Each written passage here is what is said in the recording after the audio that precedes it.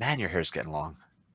Yeah, that's some serious flow. It's almost That's like it's longer than Kelso's hair now. I think it is now Yeah, longer than easy. Kelso's hair. Yeah. Hey, cheers, Almost a year. boys. Nice to see you back again in Cheers. the Cheers. Fight Garage. What you got there? How come this became? Well, I've been away for a while. How did this become Drams for Dividends? Is that like a new nickname for this, or That's what? Yeah, it was the Money Master. Oh, okay. So you probably can't see what I've got. It's not a Scotch, but it is a Scotch cocktail. It's really actually quite red in color.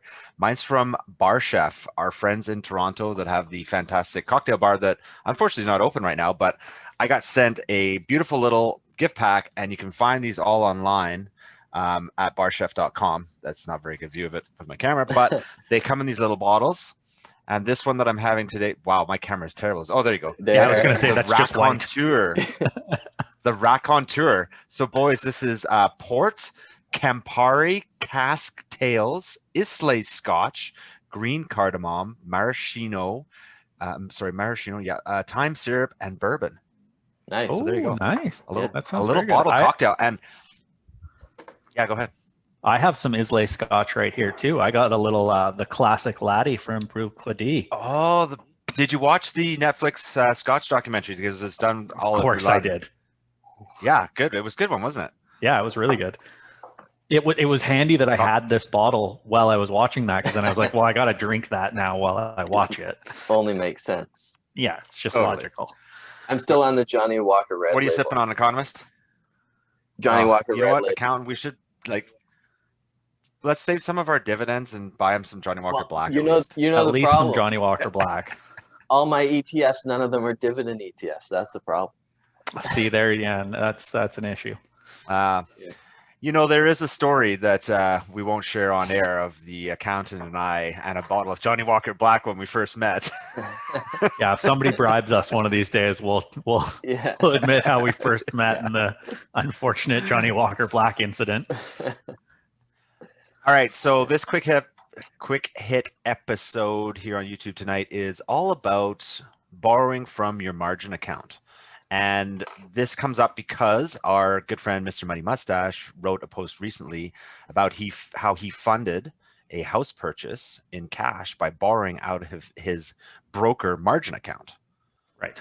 Now, it's of course in the US, here we are in Canada, but can we do the same thing in Canada? And let's kind of just describe what he did. Accountant, why don't you run with that?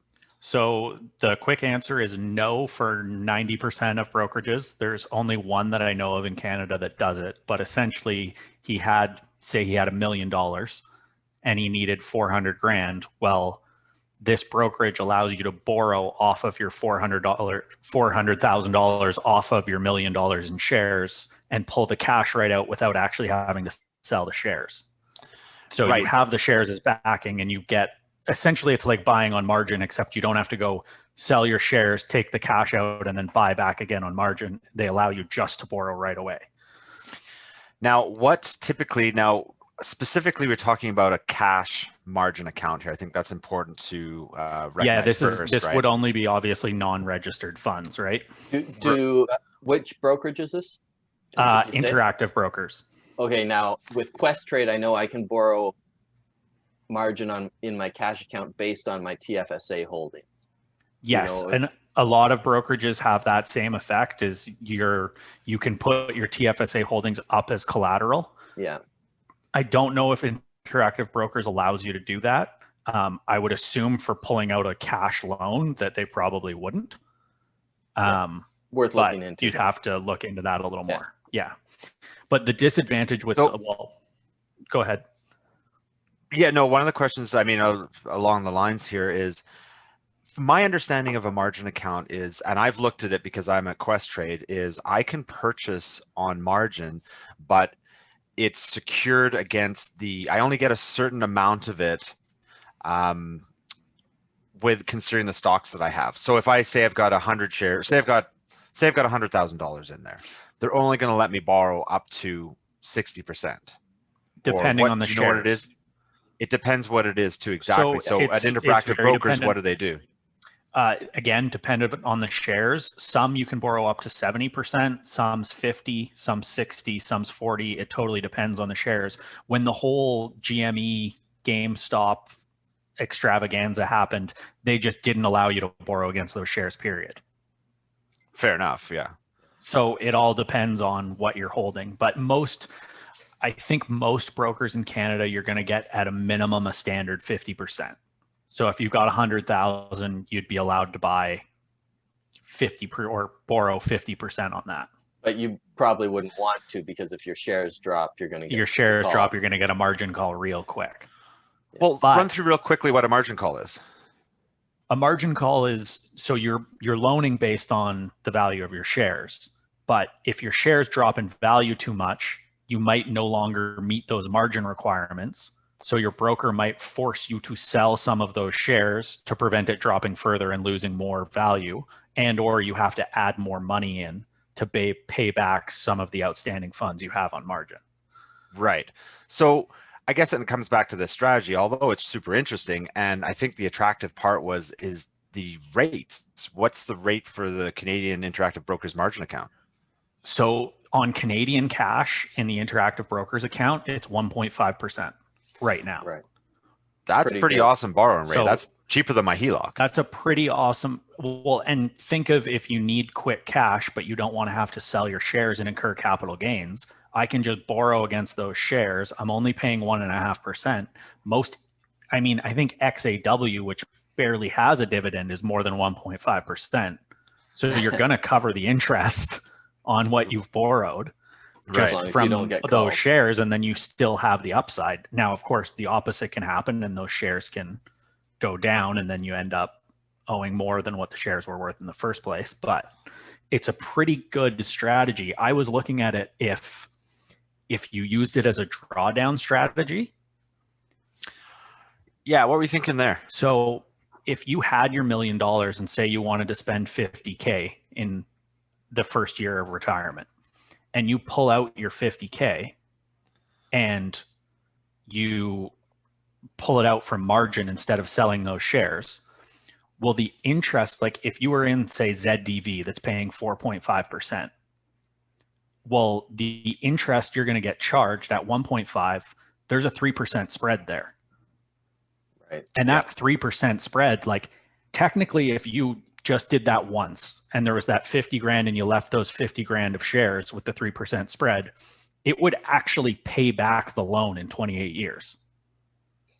Right. Due to your interest rate differential. So if you're you could, I mean, all things being equal and the stocks don't go anywhere, right? They stay in the exact same place and you just collect your 4.5% and you pay your 1.5%. You end up with having taken that 50 grand out 28 years before, and then the loan's paid off and you still own all those same shares. Right. So that's also it's kind of an interesting strategy. It's also an accumulation strategy if you look at it that way, right?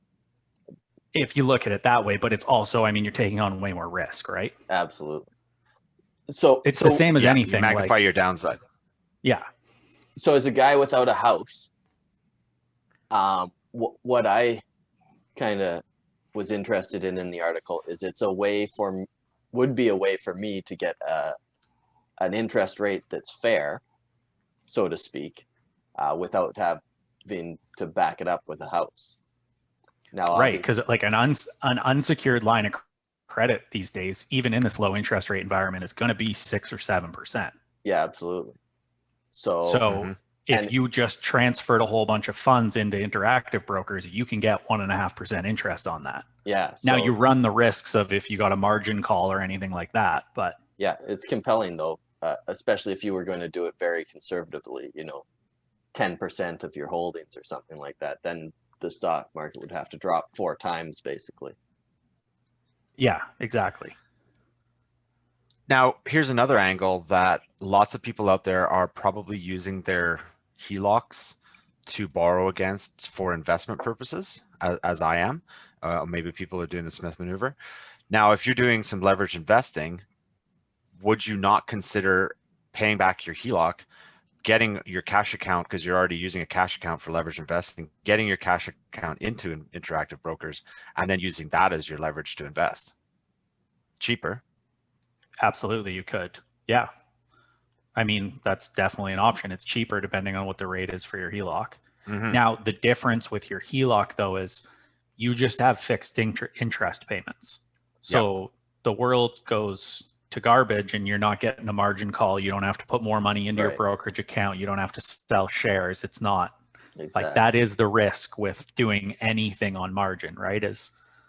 Well, but if you're paying close attention, you've got your HELOC in your back pocket. If things go sideways, you pull off that to satisfy the debt in the margin. To satisfy the debt, absolutely. That's what I was going to ask. But again, do we know how long you have generally to satisfy a margin call? Is it a day? It's got to be pretty quick, as far as I know. Yeah, I've never had one. No, I don't think any of us have. It might be really quick, like now. Yeah, so I you think might not though, have like, because, well, I'm pretty sure if you got a margin call from your broker and you initiate, like, you could show them right away that you had just initiated a transfer into the brokerage from your bank, you would be okay. I think, like, again, a margin call is literally you get a call from your brokerage. You get a phone call. I think, you know, if you're going to implement this strategy, you got to do your due diligence on these things, right? And satisfy yourself of how it would play out in the worst case scenario. Yeah. And it's definitely an advanced strategy, but there's definitely some power there to have a little more freedom of moving around money and doing some stuff like that. I look at it as it'd be a short-term strategy. I don't know if I want to go all in long-term on it. It's kind of like, okay, I've got an opportunity to invest 50K. I'm going to pull it out of my margin, get it working. Like, the whole point of this is removing it from your trading account. The way I look at it is you're diversifying away from stock market assets, right? So you've got access to cash that's backed up by your stock market assets, but you might want to use that cash for private lending or some sort of real estate deal or fund to flip, whatever it is, right? Get it out, get it making some money, get it back in, and keep your risk level down, right? Because if you're borrowing to put it into the stock market and you face a stock market crash, your potential for margin call, plus now all that margin you used, that leverage you used, is now gone the other way on you as well. So for me, I think if you are thinking about this, it might make sense to diversify it out in a different asset and keep it in more of a short-term type strategy. Well, you kind of gave two suggestions. I think the short-term part of that is totally psychological, but the diversification is totally reasonable. Yeah, fair enough. Now, the other case study for this is, let's say it's January 1 and I need my spend for the year and I'm going to pull my 50K out. You could have the option of pulling 50K in cash without selling those stocks, and then put a stop loss order on the shares that you were going to sell, maybe down 5-10%, whatever your comfort level is. If it hits it, it sells, all your margins paid back. Who cares? If it doesn't, you've just given yourself potentially another year's worth of growth. And then at that point, you can decide, am I going to borrow again for my spend, or am I going to sell those shares? But you haven't limited your upside on those shares by selling them immediately and taking cash. I think so. It could be something to. Yeah. No, I agree with you. I just think you're thinking a little bit spreadsheety. You know, you're not generally going to withdraw $40,000 on Jan 1. That doesn't. No, absolutely right. But again, just any scenario where, okay, I need cash, like say the roof goes and I need 15 grand and I'm living off of my investments. Okay, well, totally. Why don't I borrow that, and I'll limit my downside with a stop loss, and I'll let the gains ride and see what happens. Yeah, that's pretty interesting, because you've got another weapon in your arsenal to combat sequence of return risk. Yeah, that's what I think it could be a huge factor for, is using it as a weapon against sequence of return risk. Yeah, absolutely. Just another one, if you've got a cash bucket, if you're using a bucket strategy, or depending on what your drawdown strategy is, this is another thing you can add in there to the arsenal. Be like, okay, if I need to access that at this point in the market down cycle, then I will. And then you've got a plan moving forward to pay it back, right? So yeah, pretty cool. Well, and that's the thing, is if you're looking at it and your investments have dropped 50%, maybe that's the time when you'd want to borrow a little bit, as opposed to actually selling the shares. So you have those shares available to rebound, as opposed to having to sell at a big loss. Yeah, exactly. Yeah, no, fair point. I like it. It's a good strategy. I mean, I think one of the things we don't get into a whole lot, and we are getting more into on the FI Garage, but in the FI community, we don't talk about the powerful strategies of using leverage and using home equity and using, you know, the credit that you have through your brokerage and things like that, that they're available, that if used wisely can be good wealth builders and you know, things like that. So now interactive brokers, I don't think any other brokers let you pull out cash. Are there any other, what's the fees? Like, it's pretty easy to set up a cash account at interactive brokers. You've got one account, same as any other brokerage. Yeah, it's super easy. It's same as any other online brokerage. It's very easy. Right on. Yeah. What do you think, boys? Well, you know what we do always talk about on the FI Garage is that, here we go. Yeah, this was for entertainment purposes only. Yes, right. My beverage was very entertaining. Yeah, you got to do your own due diligence on all these. Yeah, as was mine. This drink is far too complex for me. I do not. You don't know what's going on, do you? Do not have the level of sophistication for this drink, but next time I'll be trying the Nordic, so look out for that one. Okay. All right, there we go. Cheers, all gentlemen. Right, till next time. Cheers. Till next time. Cheers.